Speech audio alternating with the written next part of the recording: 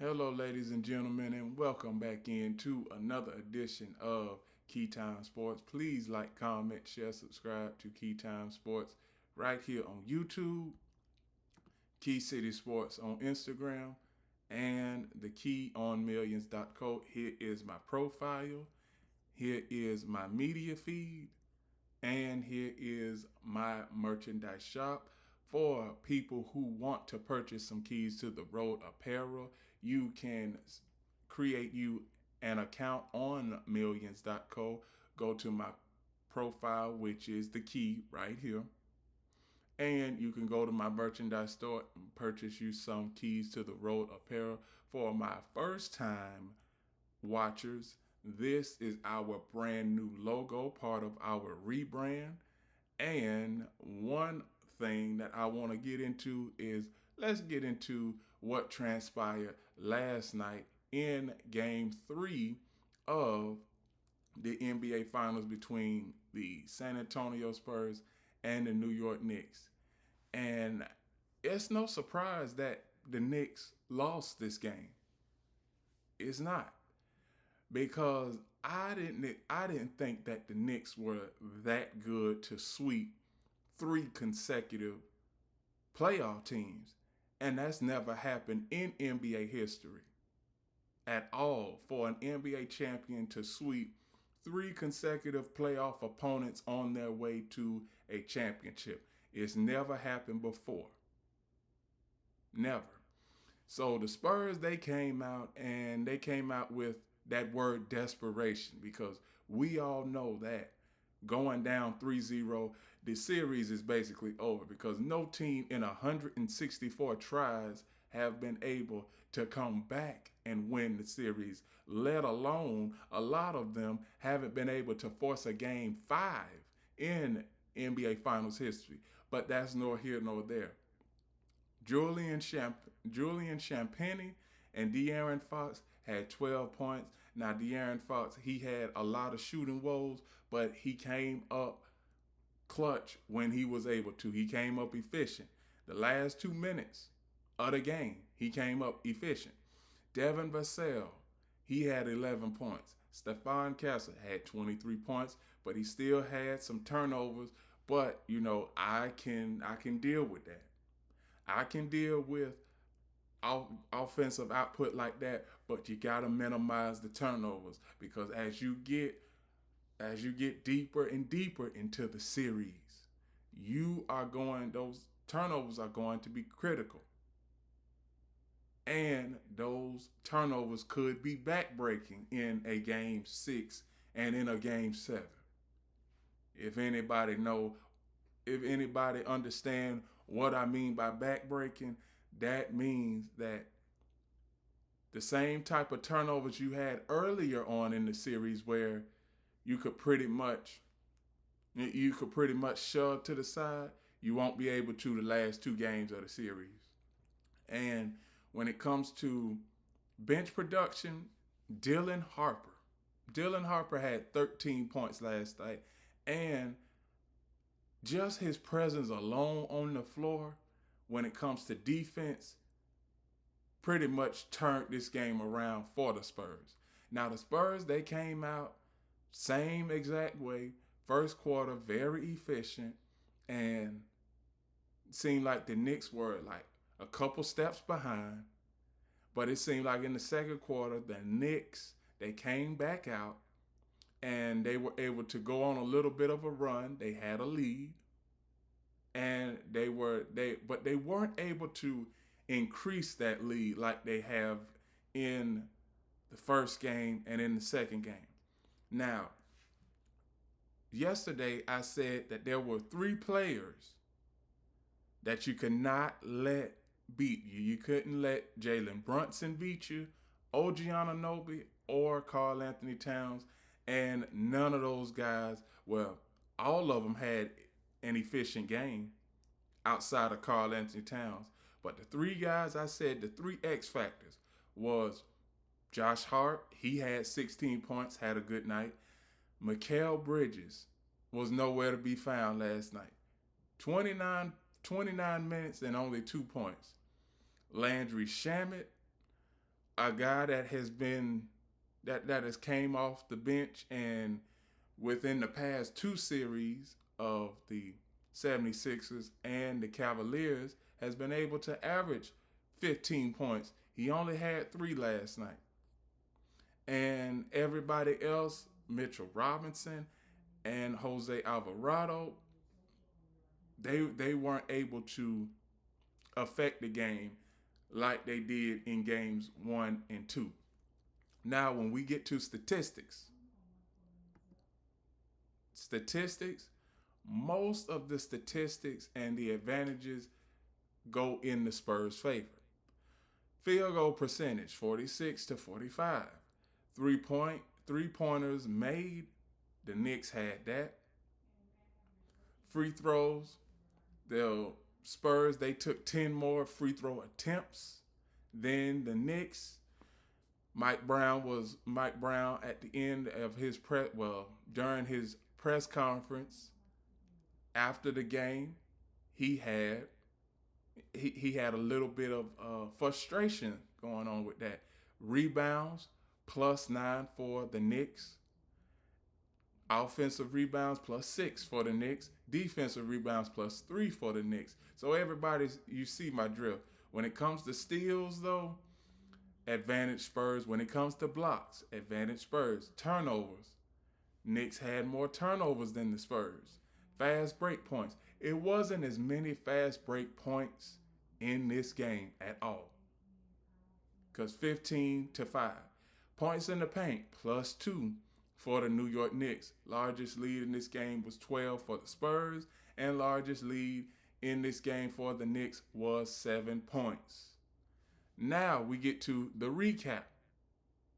Of it. Victor Wembanyama carries the Spurs to a 115-111 win that cuts the Knicks NBA Finals series lead 2-1. Wembanyama has his first NBA Finals win, and the New York Knicks suddenly have a lot of work left to end their 53-year championship drought. Wembanyama had 32, 8 rebounds, and 6 assists, carrying the San Antonio Spurs to a 115-111 victory Monday night that cut the Knicks' lead into 2-1 in the best of 7. San Antonio is trying to make a first of its kind NBA Finals comeback, and the 7-foot Wembanyama, with his array of skills, makes anything look possible. This is what Mitch Johnson said post-game. I'm sure Victor has numerous sources of motivation. Spurs coach Mitch Johnson said, I don't think any of us are surprised or expect anything different than a strong performance. The Spurs handed the Knicks their first loss in 46 days and potentially salvaged their season in front of a Madison Square Garden crowd that included President Trump. The Knicks had their 13-game winning streak, the second longest in NBA postseason history, snapped and missed a chance to move to the brink of their first title since 1973. And their previous loss occurred on April 23rd in a 1-point defeat to the Atlanta Hawks. They won the next 3 against Atlanta and swept Cleveland and Philadelphia and took the first 2 games in San Antonio, defeating the Spurs. The run stirred New York into a frenzy with raucous watch parties, fans paying outrageous sums of money for tickets, and Knicks in 4 became a daily greeting on the streets, subways, and cars. But it will no longer be Knicks in 4 because you got to play Game 5 Saturday. And I'm going to say something. If the Spurs win Game 5, then the Spurs will win Game 7, because from what I see, I think the New York Knicks, they are going to protect home court in Game 6, and then the Spurs are going to win the series in a Game 7. That's what I think. But Wembanyama and the Spurs ended the streak and ruined the Knicks' first home NBA Finals game since 1999. At home, it really feels like playing 6 against 5. Here it is. Here it feels like 5 against 6, Wemby said. It really shows what teams are made of. The Knicks coach, Mike Brown, complained about the Spurs' 24-8 advantage in free throw attempts in the second half. I tell the guys it's a 7-game series for a reason, Brown said. They are a great team. They are well coached. They have an iconic player. It's not going to be easy. Stephon Castle and De'Aaron Fox hit big shots late as the Spurs avoided falling into a 3-0 hole, which no NBA team has escaped. Now they can tie the series Wednesday night and are guaranteed, yes, they can tie the series Wednesday night, tomorrow night, and are guaranteed another game at home with Game 5 scheduled for Saturday. Castle finished with 23 points, and the Spurs got started in their quest to become the first team to win the NBA Finals after losing the first 2 games at home. Jalen Brunson scored 32 points, and OG Anunoby had 28 for the Knicks. Fans who endured long lines, getting in the extra security measures in place, and some who paid 5-figure sums for the chance to do so were treated to a back-and-forth game as the NBA Finals returned to Madison Square Garden for the first time in 27 years. Any casual NBA fan, New York Knicks fan, Spurs fan, sports analyst as myself, sports journalist as of myself, and everybody else who was watching the NBA Finals Game 3 last night, you got your money's worth. You did. You got your money's worth, and I believe that this is the first game, well, not the first game, but this is the second game that came down to a last-second shot. Wembanyama whose turnover late in Game 2 cost the Spurs dearly, didn't make any mistakes Monday. He had 10 points in the final quarter, helping San Antonio build just enough of a cushion to withstand Brunson's latest comeback attempt. Minutes after Trump was booed loudly when he was shown during the national anthem, the Spurs got off to an ideal start. Wemby dunked for the first 2 baskets. They had a double-digit lead. 4.5 minutes into the game, San Antonio made 9 of its first 11 shots. Now that is when I started looking at the game a bit differently, because in Game 1, Spurs were 4 of 11 with their 11 shots, and in Game 2, the Spurs were 5 of 11 with their first 11 shots, with the Knicks and their fans frustrated by referees and the home team's sloppy play and led 33-22 after 1.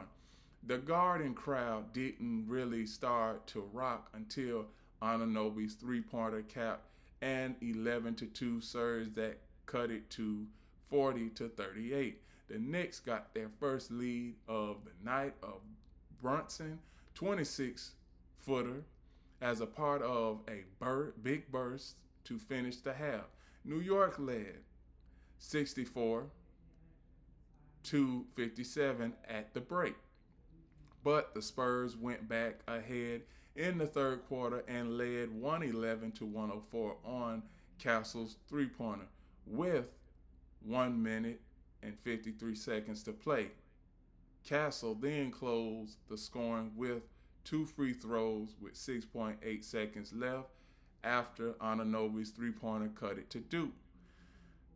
Stephon Castle, 23 points. He had 23 points last night, but he's got to work on the turnovers, and the Spurs, they've got to work on their rebounding, because throughout this series, when it comes to the rebound department, the Knicks have twice as many rebounds as the Spurs. And that is nothing to, well, that's not hard to believe because majority, game one and game two, Knicks, they were getting the loose balls and the rebounds. The Knicks had piled up massive scoring margins while romping through the Eastern Conference playoffs, then were just good enough in 2 games in San Antonio. This time, a horrible start to the fourth quarter put them too far behind. And a star-studded crowd that included Derek Jeter, Eli Manning, champions of New York teams in other sports, was hoping to see the Knicks move closer to a third NBA title, but with Karl Anthony Towns limited to 11 points and Mikal Bridges saddled with foul trouble, a team that had been so potent in the postseason struggled for long stretches. Now, let me get to the outlook of Game 4. Game 4 is critical for the Spurs. If I'm the Spurs, I get Game 4, I go back home, and I can't lose another game at home in this series. Because that's what I'm looking at. That's what I'm looking at when it comes to the Spurs. The Spurs have so much momentum now after just one game. And once we think about this, I said earlier in my segment on Millions, I said earlier that the Knicks, they aren't as good. They're not good enough to sweep 3 consecutive opponents. And no championship team has swept 3 consecutive opponents in NBA history. The Golden State Warriors didn't do it. And the 2001 Los Angeles Lakers didn't do it. And the Knicks, their fan base is pretty much rowdy, as you already know. I read it in the article just now. But for the New York Knicks, how are the New York Knicks going to respond in Game 4? And can the Spurs keep this momentum going? Can the Spurs keep this momentum going? And the Knicks, what hurt the Knicks last night was shooting droughts. They had multiple shooting droughts in the first, second, in all 4 quarters, They had shooting droughts. And all of this about the Knicks loss because Trump was there. Maybe Trump did. I'm like, maybe that did have something to do with it. But if it was anybody else, would the Knicks and the Knicks probably would have still lost. Knicks probably would have still lost because the New York Knicks, they needed to come down off of this winning streak, this 13-game winning streak, and off of their high horse, because they were on their high horse for a good month and a half. Now you get brought back down to earth, and who knows, somebody probably may need to do a wellness check on the New York Knicks fan base this morning. Because last night, so many fans were upset. And like I said, this is a 7-game series, and this is one of the reasons why I said it was going to be a 7-game series. So, those are my reactions to Game 3 of the 2026 NBA Finals between the San Antonio Spurs and the New York Knicks. Game 4 is tomorrow night, and I will be doing a Game 4 preview tomorrow morning on both millions.co and on YouTube. And with that, those are my reactions to the Spurs and the New York Knicks Game 3 of the NBA Finals. Please like, comment, share, subscribe to Keytime Sports right here on YouTube. Key City Sports on Instagram, and the KeyWondMillions.co. Here is my profile. Here is my merchandise shop. Anybody who wants to purchase some Keys to the Road merchandise can create you an account on millions.co. Go to my profile, which is the Key. All processing, shipping, and handling is taken care of by millions.co. And for my first time viewers, this is our brand new logo, part of our rebrand. And here is my media feed so that you can keep in touch with all of my clips. Here's my media feed so that you can keep in touch with all of my clips, sound bites, and predictions from previous shows. And remember, everybody, one last thing: the key is always on time.